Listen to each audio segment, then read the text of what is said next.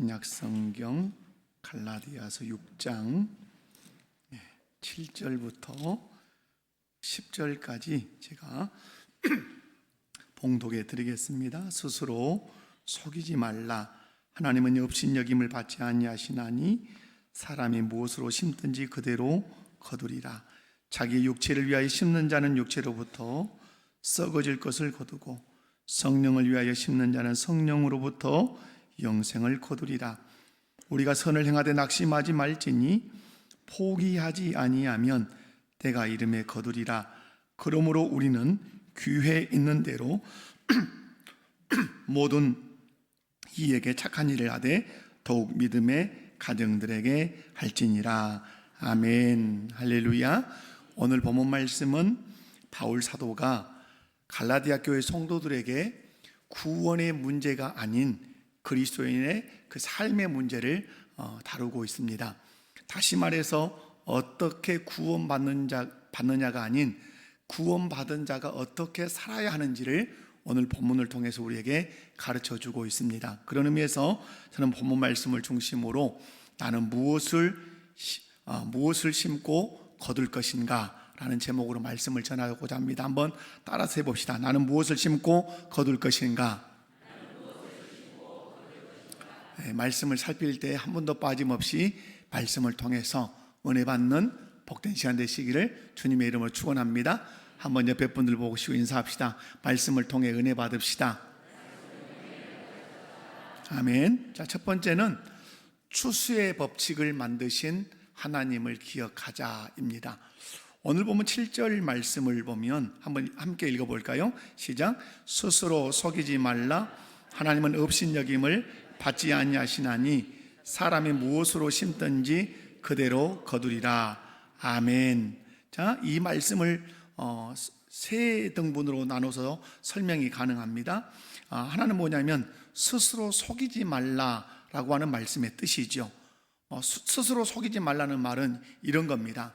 콩을 심지 않아 놓고 콩을 심은 것처럼 그렇게 말하고 생각하는 것이고, 적게 심어 놓고 많이 심은 것처럼 그렇게 말하고 생각하는 것이고, 나쁜 것을 심어 놓고 좋은 것을 심은 것처럼 그렇게 자신에게 거짓말을 하는 것이 스스로 속이는 것이다. 이렇게 예를 들어 말씀을 드릴 수가 있겠습니다. 뿐만 아니라 하나님은 업신여김을 받지 않는다라고 하는 이 말씀은 하나님은 인간의 모든 동기와 행위를 정확하게 아시는데 사람이 마치 그렇지 않은 것처럼 하나님 앞에서 숨기거나 심지어는 하나님을 속일 수 있다고 그렇게 기만하는 것을 하나님을 업신여기는 것이다. 이렇게 말할 수 있겠습니다. 그런데 우리가 기억할 것은 하나님은 이런 행위를 결코 용납하지 않으신다는 사실입니다. 뿐만 아니라 오늘 마지막 보면 7절에 보면 사람이 무엇으로 심든지 그대로 거두리라는 말씀의 뜻은 무엇인가? 이것은 하나님께서 추수의 법칙을 만드셨다는 뜻입니다. 추수의 법칙이 무엇입니까? 우리가 거의 시골을 배경으로 태어나신 어르신들도 계시겠지만 그렇지 않아도 그냥 우리 추수의 법칙이 무엇인지 쉽게 알 수 있습니다. 추수의 법칙은 뭡니까? 콩 심은 데 콩 나고 팥 심은 데 팥 난다. 이게 추수의 법칙이고, 또 하나 적게 심으면 적게 거두고 많이 심으면 많이 거둔다. 나쁜 것을 심으면 나쁜 것을 거두지만 복된 것을 심으면 복된 것을 거둔다. 이것이 이제 추수의 보편적인 원리죠. 그런데 사람이 무엇으로 심든지 그대로 거둔다는 이 추수의 법칙을 누가 만드셨다고요? 하나님이 만드셨다는 사실입니다. 하나님이 만드신 이 추수의 법칙은 만고불변의 절대 법칙입니다. 이 하나님 만드신 이 추수 법칙은 우리의 육신의 삶에도 그렇게 통용되고 적용이 될 뿐만 아니라 우리의 영적인 삶에도 이것이 적용된다는 사실을 기억하시면 좋겠습니다. 우리 주님은 말씀합니다. 스스로 속이지 말라. 하나님은 업신여김을 받지 아니하시나니 사람이 무엇으로 심든지 그대로 거두리라. 믿으시면 아멘 합시다. 아멘. 그렇다면 스스로를 속이고 하나님을 업신여기는 행동이 무엇인가? 앞에서 잠깐 제가 설명을 했지만 스스로를 속이고 하나님을 업신여기는 행동이 있습니다. 그건 이런 거죠. 아무것도 심지 않았으면서 열매가 없다고 하나님을 탓하는 것입니다. 예를 들면 논밭에 아무것도 심지 않아 놓고 가을녘에 가서 열매가 없다고 하나님을 탓하는 것은 스스로를 속일 뿐만 아니라 모든 것을 다 알고 계시는 하나님을 업신여기는 행위라고 말할 수 있습니다. 뿐만 아니라 스스로를 속이고 하나님을 업신여기는 행동은 적게 심었으면서 많이 거두지 못했다고 하나님을 탓하는 것입니다. 예를 들면 학생이 공부를 하지 않았어요. 그리고 시험을 앞두고 벼락치기 공부를 했어요. 그러나 그 성적표가 나오니까 점수가 그리 좋지 않아요. 그러니까 교수님을 탓하고, 심지어는 내가 시험장에 가서 많이 기도했는데 하나님이 내 기도를 들어주지 않았다고 하나님을 원망하는 것, 이것은 스스로를 속일 뿐만 아니라 누구를 업신여기는 것이다. 하나님을 업신여기는 거라. 하나님이 다 보셨단 말이에요. 공부 안 하고 그냥 자빠져 노는 것을 하나님 다 보셨는데, 그리고 벼락치기 한 걸 다 보았는데 엄청 한 것처럼, 그리고 기도했으니까 많은 점수를 받아야 되는 것처럼 이렇게 하는 것은 자기 스스로를 속일 뿐만 아니라 하나님을 업신여기는 행동이라 이 말입니다. 뿐만 아니라 스스로를 속이고 하나님을 업신여기는 행동은 나쁜 것을 심었으면서 좋은 열매가 맺히지 않았다고 하나님께 불평하는 것입니다. 여러분, 씨앗이라고 하는 것을 심으면 그 씨앗은 싹이 나고 또 꽃이 피고 열매를 맺게 되어 있습니다. 지금 우리가 그 씨앗, 이번 종묘 산업은 생명 산업일 뿐만 아니라 이 1차 산업에서 전쟁은 씨앗 전쟁입니다. 무슨 전쟁이라고요? 씨앗 전쟁이에요. 여러분이 원하는 씨앗을 여러분이 만들 수 없습니다. 지금은, 그죠? 씨앗은 다 사와야 되는 거예요. 그래서 씨앗 종묘 회사들이 씨앗을 딱 움켜쥐고 있습니다. 여러분, 수박을 여러분이 드셨습니다. 수박 안에 뭐가 들었습니까? 씨가 들었죠. 그 씨를 심으면 싹은 납니다. 그러나 여러분이 드셨던 수박이 납니까? 나지 않습니까? 나지 않습니다. 이미 유전자가 그렇게 배합이 딱 돼 있습니다. 왜? 다시 수박씨를 사도록 하기 위한 종묘산업, 종묘회사의 그 전략인 것이죠. 그래서 씨앗을 얼마만큼 나라가 비축하고 가지고 있느냐, 이것이 이제 중요한 거죠. 근데 여러분, 어떤 거죠? 우리가 농가 밭에 어떤 것을 심을 때 좋은 씨앗을 심어야 좋은 열매를 기대할 수 있어요. 그런데 좋지 않은 나쁜 씨앗을 심어놓고 좋은 열매를 기대한다고 하는 것은 스스로를 속일 뿐만 아니라 그 나쁜 씨앗을 심는 그 행위를 보신 하나님을 업신여기는 것이라는 사실을 기억하시면 좋겠습니다. 우리 시골에 살 때 여러분 나도감 알잖아요. 나도감. 감은 감이야. 그런데 그 감이 어때요? 지극히 작아요. 그런데 감이 아니라고 말하기가 어려워요. 그 감이 말해요. 나도 감이야. 그런단 말이에요. 그러니까 여러분, 나도 감나무를, 그 작은 그 감나무를 우리가 심었다 칩시다.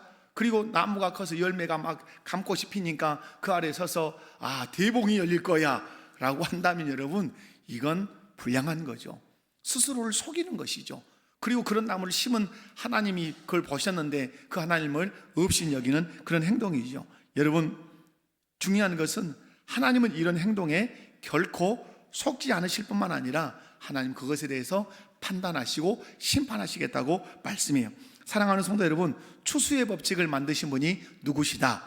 하나님이세요. 믿으십니까? 그 하나님을 기억하고 여러분, 좋은 것을 심어서 좋은 열매를 거두시기 바라고, 많은 것을 심어서 또 많은 열매를 거두시기 바라고, 복된 것을 심어서 복된 열매를 많이 거두는 저와 여러분, 우리 목복회 성도들 다 되시기를 주님의 이름으로 축원합니다. 추수의 법칙은 누가 만드셨다?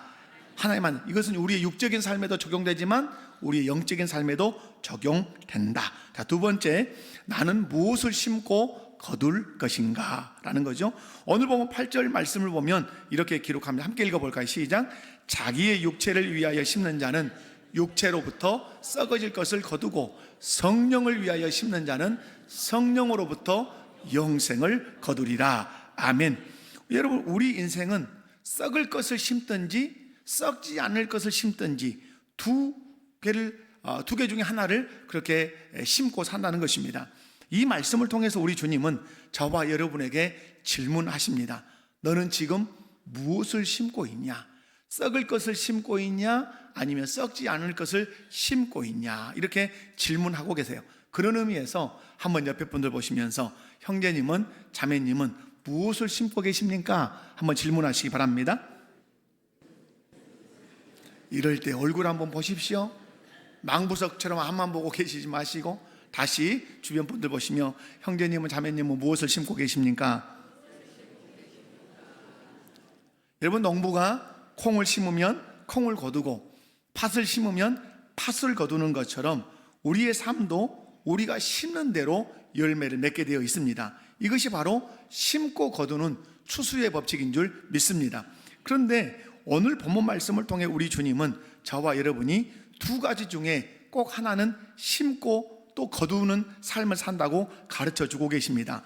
어떤 사람은 육체를 위해 썩어질 것을 심어서 그 육체로부터 썩어질 것을 거두는 사람이 있는가 하면, 어떤 사람은 성령을 위해 심어서 성령으로부터 영생을 거두는 사람이 있다고 말씀합니다. 그렇다면 나는 지금 육체를 위해 심어서 육체로부터 썩어질 것을 거두는 사람인지, 아니면 성령을 위해 심어서 성령으로부터 썩지 아니할 것들을 거두고 특별히 영생을 거두는 사람인지 한번 점검하는 귀한 시간이 되셨으면 좋겠습니다. 한번 말씀을 제가 전할 때 나는 무엇을 심고 있는 사람인지 한번 확인해 보시기 바랍니다. 먼저는 육체를 위해 심어서 육체로부터 썩을 것을 거두는 사람이 있다고 말씀합니다. 오늘 보면 8절 말씀 보면 자기의 육체를 위하여 심는 자는 육체로부터 썩어질 것을 거둔다고 말씀합니다.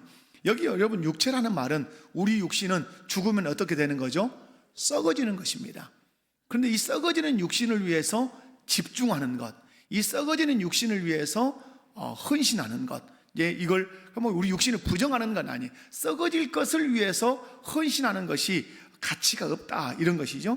다시 말해서 육체는 우리가 이 세상에서 보는 물질적인 모든 세상을 육체라고 설명할 수 있어요. 한마디로 해서 썩어져 없어질 것을 육체를 위해서 심는다, 이렇게 말씀해요. 여러분, 과학적인 용어로 엔트로피 법칙이라는 게 있지 않습니까? 그것은 이 지구상에 생기는 모든 것은 영원히 동일한 그 모습과 가치로 서 있는 건 없다, 이 말입니다. 다시 말해서 어떤 사람이 집을 지으면 그 집이 처음엔 새 집이죠. 새 집. 그래서 군대로 말하면 A급이란 말이에요. 그런데 10년이 지나면 새 집이에요, 헌집이에요? 많이 헌집이에요. 지금은 재개발이 어느 때인지 모르겠지만 저희가 대학에서 이렇게 배울 때는 20년이면 재개발이었거든요. 20년이면 재개발에 해당된단 말이에요. 여러분이 아무리 좋은 명품 옷을 사도 그때는 신빙이지만 1년 지나고 3년 지나고 4년, 5년 지나면 여러분 어쩌죠? 구닥다리가 된단 말이에요. 이 세상에 존재하는 모든 것들은 처음에는 새 것이었다가 점점 낡아지고 새해진단 말이에요. 그것이 육체예요. 그것이 썩어져 없어질 것이에요. 육체를 위해서 심는다는 말은 그렇게 썩어져 없어져 버릴 그것에 물질을 투자하고 시간을 투자하고 자기 인생을 투자하고 영혼을 막 집어넣는다는 말이에요.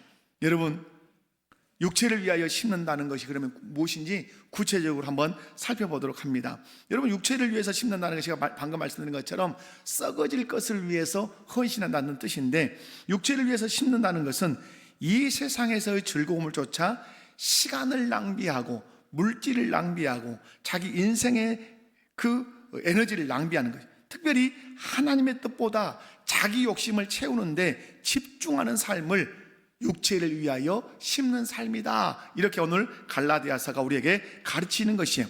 뿐만 아니라 육체를 위하여 심는다는 것은 세상의 재물, 물질, 그리고 세상의 명예에 집착하는 것으로 돈, 권력, 명예, 이런 것들 어떻습니까?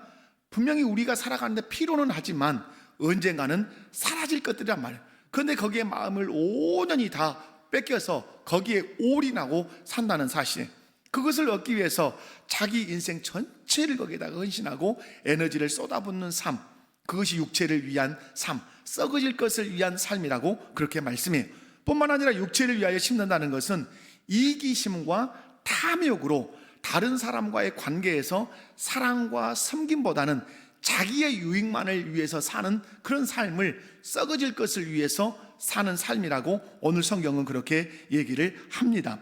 사랑하는 성도 여러분, 우리는 육체에 관심이 아주 많습니다. 그렇지 않습니까? 여러분 육체에 관심이 없으십니까? 거울을 보고 육체에 관심이 있습니다. 육체에 관심이 있기 때문에 여러분 값비싼 명품을 꼭 들고 싶어 합니다.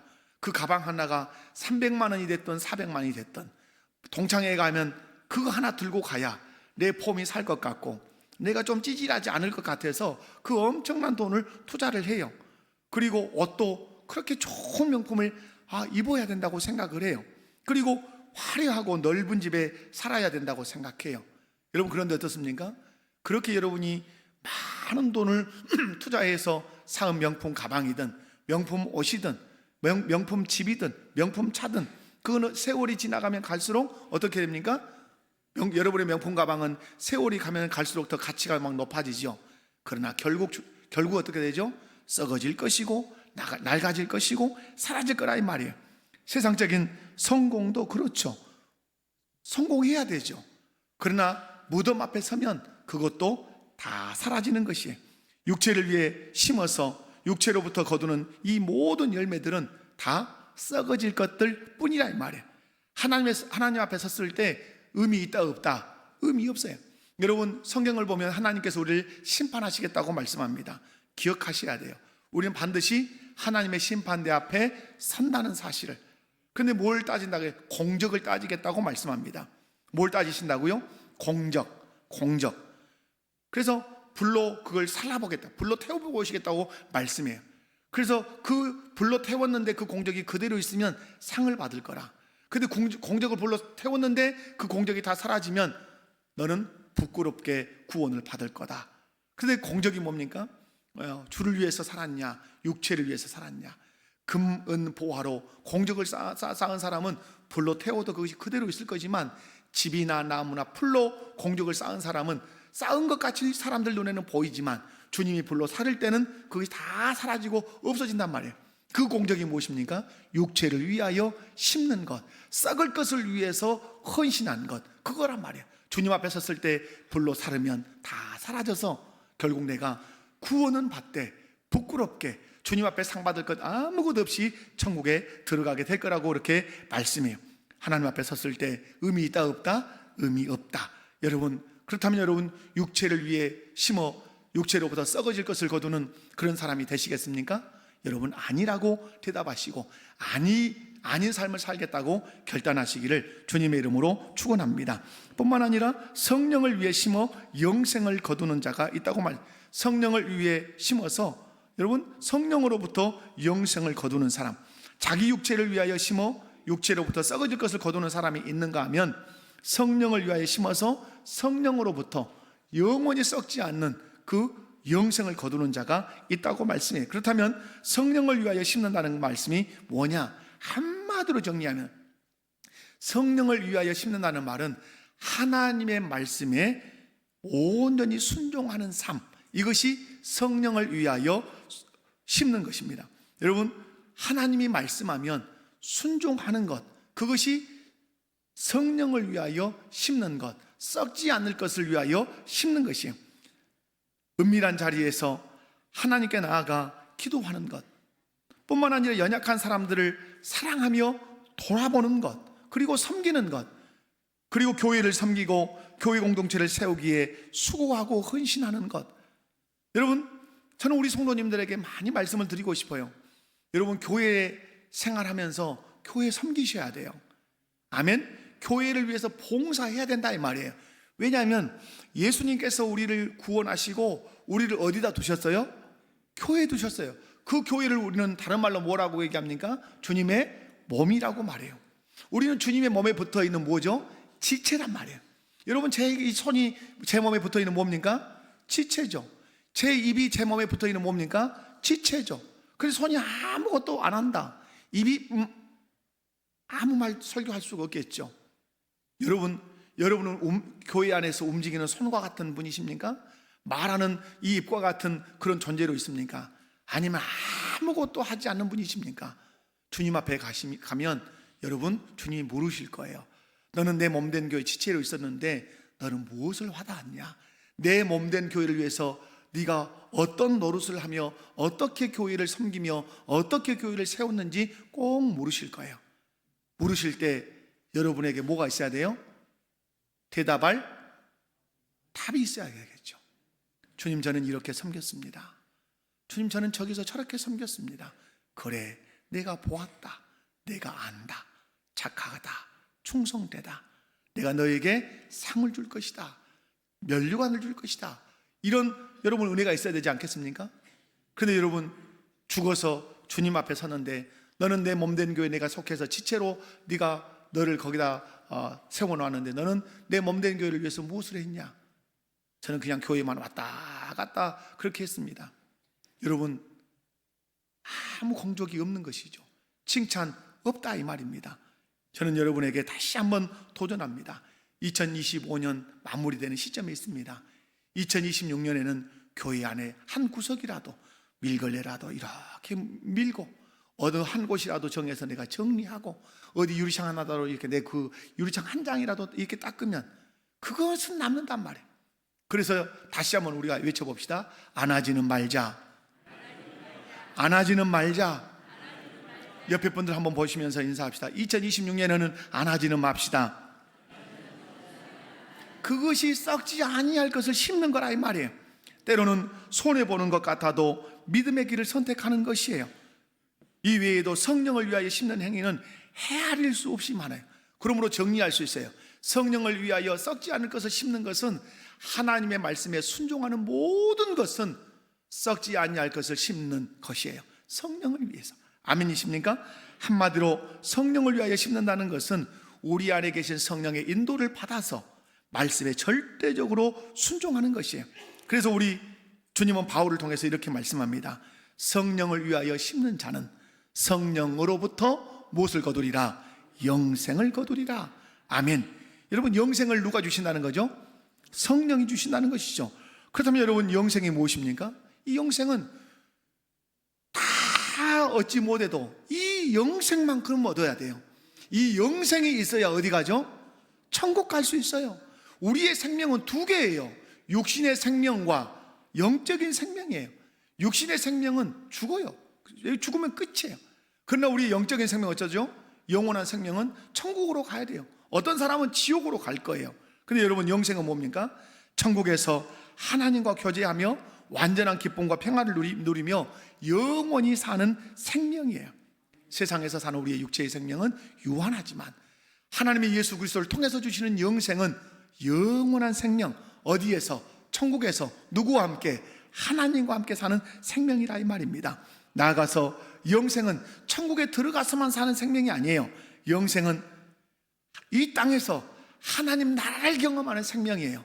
육체의 생명만 가진 사람은 이 땅에서 하나님 나라를 경험할 수 없어요. 그러나 이 땅에서 예수 그리스도를 구주로 믿으면 천국 가지 않았지만 이 땅에서 하나님 나라를 경험할 수 있다는 사실을 기억하셔야 돼요. 의와 평강과 희락을 경험하며 살게 된다는 거죠. 우리가 성령 안에서 말씀에 대해 순종하면, 여러분 순종하면서 사랑의 그 씨앗들을 심으면 우리 주님은 우리에게 영생의 멸류관을 받아 쓰게 하실 줄로 믿습니다. 그렇다고 해서 여러분 행위 구원이 아니에요. 이렇게 하면 영생을 주신다고 말하니까 행위 구원 같지만 실상은 역으로 설명하면 영생을 가진 자는 이런 삶을 산다는 말씀이. 사랑하는 성도 여러분, 무엇을 심고 계십니까? 그리고 무엇을 거두며 살고 있습니까? 여러분 지금 우리는 결단해야 돼요. 나는 무엇을 심어야 될 것인가?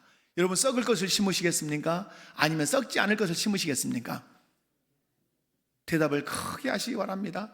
여러분 썩을 것을 심으시겠습니까? 썩지 않을 것을 심으시겠습니까? 여러분 우리 인생은 오늘 과거에 심은 것을 오늘 열매로 따고 있습니다. 그리고 오늘 심으면 내일 오늘 심은 것의 열매를 딸 것입니다. 그러므로 여러분 우리 인생은 심은 것의 열매를 따고 또 심고 미래의 열매를 거두는 인생이에요. 오늘 또 과거의 열매를 내가 따는 거예요. 그러나 또 오늘 내가 심는 거예요. 무엇을 위해서? 미래에 거둘 열매를 위해서. 심고 거두고 심고 거두고 심고 거두고 사는 것이 우리의 무엇이다? 인생이에요. 그러므로 여러분 오늘 썩을 것을 심지 말고 썩지 아니할 것을 성령을 위하여 심는 자가 되시기 바랍니다. 그래서 마지막 날에는 성령으로부터 영생을 거두는 그런 은혜가 있기를 주님의 이름으로 축원합니다. 오늘부터 육체를 위해 썩어질 것을 심어 육체로부터 썩어질 것을 거두는 불행한 인생이 되지 말고, 오늘부터 성령을 위하여 여러분이 심어서 성령으로부터 썩지 아니할 영원한 생명, 영생을 얻는 저와 여러분 다 되시기를 주님의 이름으로 축원합니다. 마지막 세 번째는 선을 행하다가 낙심하지 말라고 말씀합니다. 우리 9절 말씀을 함께 읽어보도록 합니다. 시작. 우리가 선을 행하되 낙심하지 말지니 포기하지 아니하면 때가 이름에 거두리라. 아멘. 여기서 눈여겨볼 말씀이 있어요. 우리가 선을 행하다가 라는 말씀이에요. 여기서 선을 행한다는 것은 육체를 위하여 심는 것이 아니라 성령을 위하여 심는다는 것이에요. 그렇다면 여기서 선이라는 게 뭐냐? 선을 행한다는 게 뭐냐? 여러분, 우리는 웨스트민스터 신앙 고백서를 할 때 선이 무엇인가, 선행이 무엇인가 계속해서 들었어요. 여러분, 선이 뭐죠? 선은 하나밖에 없죠. 선은 누구죠? 하나님이시죠. 그럼 선행은 뭐죠? 그 하나님이 하라고 하는 일, 그 하나님이 기뻐하시는 일만이 선이에요. 왜? 하나님만이 선하신 분이니까 그 선하신 하나님이 하라고 하는 일, 그 하나님이 기뻐하시는 일만 선행이라 이 말이에요. 그래서 여러분, 선을 행한다는 것이 그래서 뭐죠? 선을 행한다는 것은 하나님을 기쁘시게 하는 모든 행위가 선행이에요. 아멘이십니까? 그러면 죄가 뭡니까? 하나님을 슬프게 하는 모든 행위가 그것이 죄인 거죠. 여러분, 그것이 생각이든 그것이 말이든 그것이 어떤 행동이든 하나님을 기쁘시게 한다면 그것은 선을 행하는 것인 줄로 믿습니다. 여러분, 그런데 갈라디아서에는 이 선을 행하는 것, 이 선을 크게 한 4가지 정도로 설명을 하는데, 오늘 6장 8절에 있는 것처럼 성령의 인도를 받는 것이 선을 행하는 것이라고 말씀해요. 뿐만 아니라 연약한 자들의 짐을 함께 져주는 것, 이것도 선을 행하는 것이라고 6장 2절에서 말씀해요. 그리고 자기를 희생해서 사랑을 실천하는 것, 이거 5장 13절에 나오는 거거든요. 자기를 희생해서 사랑을 실천하는 이 행위도 선을 행하는 것이라고 말씀해요. 오늘 6장 10절에 나오는 것, 믿음의 가정들에게 선을 행하는 것, 믿음의 공동체를 돌아보는 것, 이것도 선을 행하는 것이라고 말씀해요. 여러분, 오늘 우리 주님은 말씀합니다. 선을 행하라. 아멘이십니까? 선을 하나님이 기뻐하시는 일을 행하라. 하나님이 행하라고 하는 일을 행하라. 그래서 하나님을 기쁘시게 해라. 그것이 무엇이다? 그것이 선행이다. 근데 여러분, 선을 행할 때 주의사항이 있습니다. 선을 행할 때 주의사항이 뭡니까? 여러분, 선을 행하되 어떠하지 말지니, 낙심하지 말지니. 그러므로 우리가 하나님이 기뻐하시는 일 행할 때 주의해야 할 일이 무엇이다? 낙심하지 않은 것이다. 그러므로 여러분이 하나님을 기쁘시게 하는 하나님 말씀에 순종할 때 기도해야 돼요. 하나님, 어떤 일이 있어도 말씀에 순종하고 선을 행할 때 내가 어떠하지 않게 해주십시오. 낙심하지 않게 해주십시오. 아멘. 옆에 분들 보시면서 한번 그렇게 인사합시다. 선을 행하다가 낙심하지 맙시다. 선을 행할 때 그 주의사항은 그러므로 낙심하지 않는 거예요. 여러분, 농사하는 사람이 가장 필요한 게 뭐죠? 태풍이 불어서 벼가 쓰러져도 낙심하지 않는 거예요. 병충해가 와도 낙심하지 않는 거예요. 그런데 여러분, 우리는 낙심할 때가 자꾸 찾아온다는 것을 오늘 성경에 말씀하죠. 그렇다면 우리가 선을 행하다가 낙심하게 되는 이유들이 뭘까? 여러분, 왜 선을 행하다가 낙심할까요? 여러 가지 이유를 들 수가 있어요. 여러분, 농사로 얘기하면 씨를 뿌려놓고 열매가 싹이 나고 열매가 맺혀야 되는데 자기가 원하는 때에 어떤 것이 맺히지 않으면 낙심할 수 있어요. 내가 어떤 것을 희생했는데 희생의 결과물이 희생한 만큼 나타나지 않을 때 여러분, 우리가 낙심할 수 있어요. 또 내가 어떤 선을 행했는데 사람들이 냉소적인 표정을 짓거나 비웃을 때 내가 잘하는 건가 하고 낙심할 수 있어요. 그리고 특별히 선을 열심히 행하는데 내 마음과 몸이 지칠 때 우리가 낙심할 수 있어요. 그러나 여러분, 우리 주님은 바울을 통해서 말씀합니다. 뭐라고 말씀하냐면, 선을 행하다가 낙심하지 마라. 포기하지 아니하면 때가 이름에 어떠리라? 거두리라. 아멘. 여러분, 그러면 오늘 여기서 답이 있어요. 낙심하지 않을 수 있는 답을 오늘 성경에다 달아놨어요. 네가 선을 행하다가 낙심하면 안 되는데 낙심하지 않는 길이 있어. 뭐라는 거죠?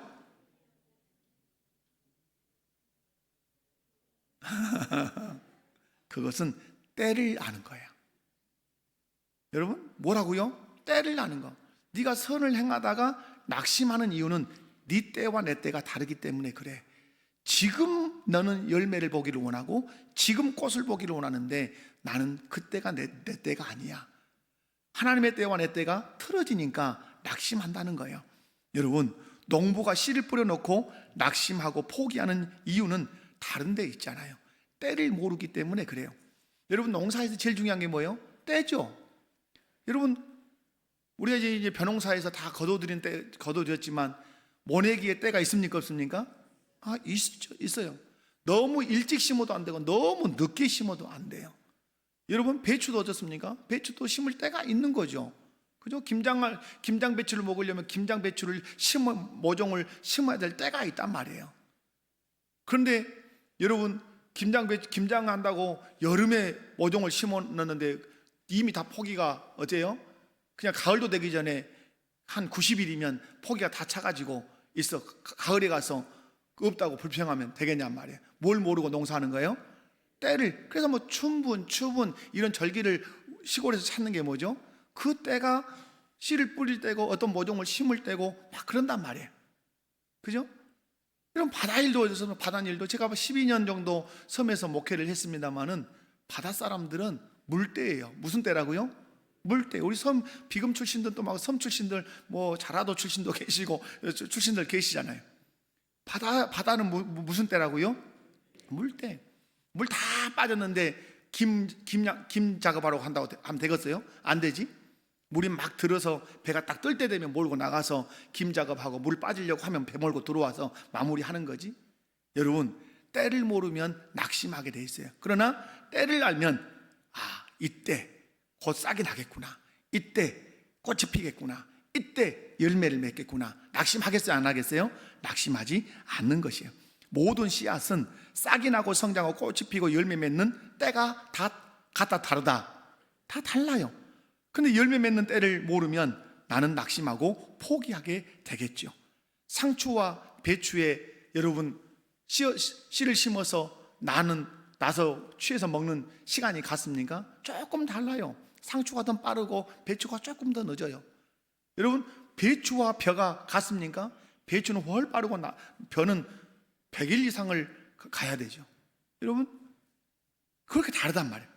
여러분, 열매 맺는 때를 알면 어떠하지 않을 수 있다? 낙심하지 않을 수 있어요. 도리어 때를 알면 뭐 하죠? 기대할 수 있어요. 제가 어떤 우리 이제 성도님 학원 오픈을 해서 제가 예배를 드렸어요. 그러면서 이런 말씀을 드렸어요. 염려하지 마라 하는 말씀이 거기 속에 들었어요. 여러분, 세상 사람들은 염려해요. 왜? 하늘 아버지가 안 계시니까. 근데 우리는 염려하잖아요. 왜? 하늘 아버지가 계시니까. 그러므로 염려할 거리는 우리는 염려거리가 아니라 기대할 거리예요. 하나님이 어떻게 채워주실까? 하나님이 어떻게 예비하실까? 기대거리예요. 마찬가지로 우리가 어떤 식물을 심어놓고 때를 안다면 그 때를 나는 어떻게 하죠? 기대하죠. 이때 싹이 나겠지, 이때 꽃이 피겠지, 이때 열매가 맺겠지. 기대감으로 살겠죠. 때를 모르니까 안절부절 하는 것이죠. 사랑하는 성도 여러분, 그런 의미에서 농부의 적은 다른 게 아니에요. 때를 모르는 것이에요. 때를 모르면서 농사하겠다고 여러분 논밭에 서 있다? 그 사람 농사 모르는 거죠. 우리가 선을 행했다면 낙심하지 않아야 하는 것은 때가 되면 반드시 거둘 날이 있기 때문에 그렇다고 오늘 성경이 말씀해요. 내가 원하는 때와 하나님이 원하는 때가 같다 다르다. 그런데 우리 주님은 말해요.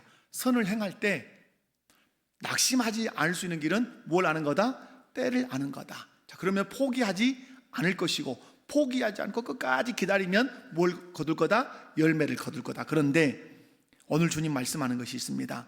우리가 선을 행할 때 우선순위가 있다고 말씀해요. 10절을 한번 읽어봅니다. 10절 시작. 모든 이에게 착한 일을 하되 더욱 믿음이 가정들에게 할지. 아멘. 여러분, 선을 행해야 돼. 그런데 모든 사람, 세상 사람들에게도 우리는 선을 행해야 할 책임이 있는 줄로 믿습니다.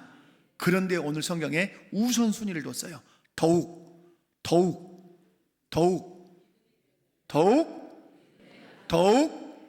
믿음의 가정들에게 할지니라. 교회 안에 있는 성도들부터 먼저 잘 돌아봐라. 그리고 동시에 교회 밖에 있는 세상 사람들도 잘 돌아보라. 교회의 대사회적 책임이 무엇입니까? 세상을 돌아보는 거예요. 세상을 섬기는 거예요. 그래서 내년에는 우리가 섬김 프로젝트로 이렇게 많이 가고 싶어요. 왜? 내년엔 제사장직이니까, 섬겨야 되니까. 여러분, 교회가 우선해야 되는 것, 세상에 있는 사람도 섬겨야 되지만 더욱 어디에 있는 사람들, 교회 안에 있는 믿음의 가정들 섬겨야 될 줄로 믿습니다. 무슨 말이냐? 하나님이 기뻐하시는 착한 일, 선한 일을 할 때 먼저 믿음의 가정들 잘 돌아봐라. 교회 안에 있는 식구는 굶어 있는데, 교회 안에 식구는 헐벗어 있는데, 교회 안에 있는 식구는 재정이 없어서 쩔쩔매고 있는데, 그것은 제쳐놓고 세상의 교회를 알리기 위해서 세상에다만 뭔가를 하는 것은 주께서 기뻐하시지 않는다는 뜻이에요. 그래서 네 집안부터 돌봐라, 이런 말씀이죠. 사랑하는 성도 여러분, 우리가 선을 행하되 낙심하지 말고 포기하지 말고 행할 수 있기를 주님의 이름으로 축원합니다. 우리가 선을 행하면 반드시 때가 되면 거두는 복을 주실 줄로 믿습니다. 선을 행하되, 특별히 세상에도 선을 행해야 되지만 특별히 더욱 어디에 행해야 된다? 믿음의 가정들, 어디에 있는, 교회 안에 있는 믿음의 가정들. 그래서 여러분, 구역들이 중요한 거죠. 구역장들이 우리 구역에 어려운 가정은 없는가 잘 살펴서 정말 이 가정은 교회적으로 도와야 된다면, 우리 교회는 어떤 이혼회가 있습니까? 구제 경조 이혼회가 있단 말이야. 거기다 말해서 도와주십시오 해서 당의 심의를 거쳐서 돕는다면 오늘 이 말씀처럼 선을 행하는 그런 교회일 줄로 믿습니다. 말씀했습니다. 하나님께서 무엇으로 심든지 그대로 거두는 추수의 법칙을 만드셨습니다. 그 하나님이 우리에게 말씀합니다. 너 스스로 속이지 마. 적게 심어놓고 많이 거두려고 하지 마. 나쁜 거 심어놓고 좋은 것 안 줬다고 불평하지 마. 추수의 법칙은 내가 만들었어. 나 결코 업신여김을 당하지 않는 하나님이라고 말씀합니다. 뿐만 아니라 나는 오늘 무엇을 심을까 한번 생각하고 결단하셔야 돼요.